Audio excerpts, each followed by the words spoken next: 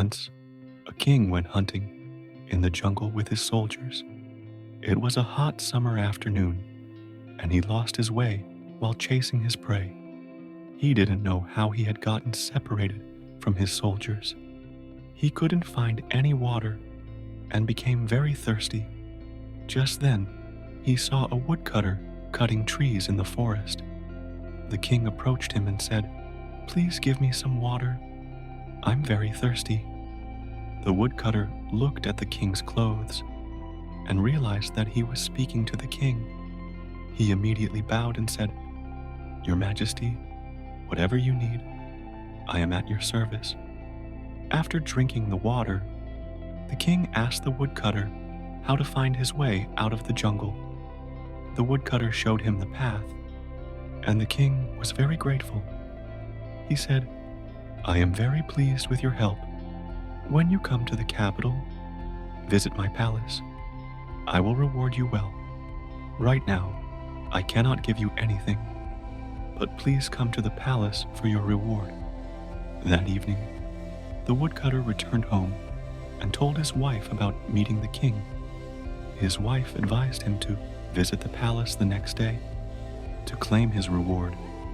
The next morning, the woodcutter set off and reached the king's palace. He told the soldiers that the king had invited him. The soldiers were surprised, but they went and informed the king, who agreed to meet the woodcutter. When the king saw the woodcutter, dressed in poor, torn clothes, he thought for a moment about what reward to give him. The king had a beautiful sandalwood garden, and an idea came to his mind. Since the woodcutter was a tree expert, he decided to give him the sandalwood garden. He said, "I am giving you this garden to take care of." The woodcutter was thrilled and returned home happily. He started working in the garden, but instead of taking care of the trees, he began cutting them down to make charcoal.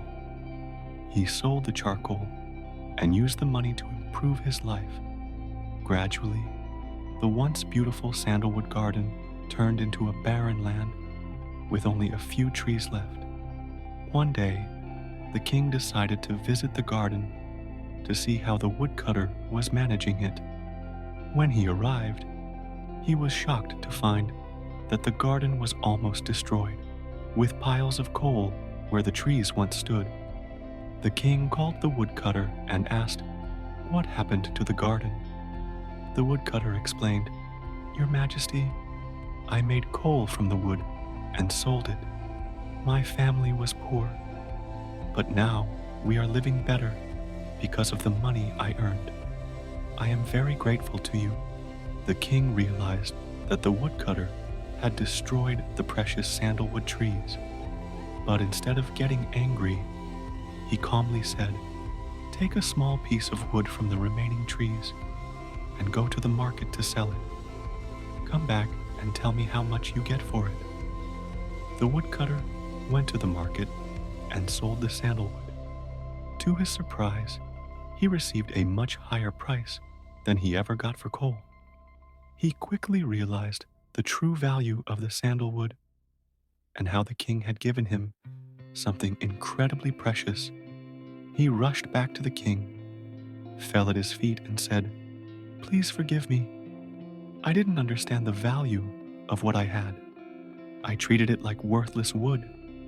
The king smiled and said, "This story is not just about the sandalwood garden or you. It is about your life. The garden represents your body, and the sandalwood trees are your breath. You have been blessed with a human body, which is precious. But like the woodcutter, many of us waste our time on negative emotions, like greed, anger, and jealousy. We misuse our precious time and health. Like the sandalwood trees, our life is becoming ruined. Take care of your life, use it wisely, and fill it with positive thoughts and actions. Don't let it turn into coal. Recognize the value of your life and make the most of it." The woodcutter understood the lesson, and the king's words reminded him of the importance of living a meaningful and fulfilling life.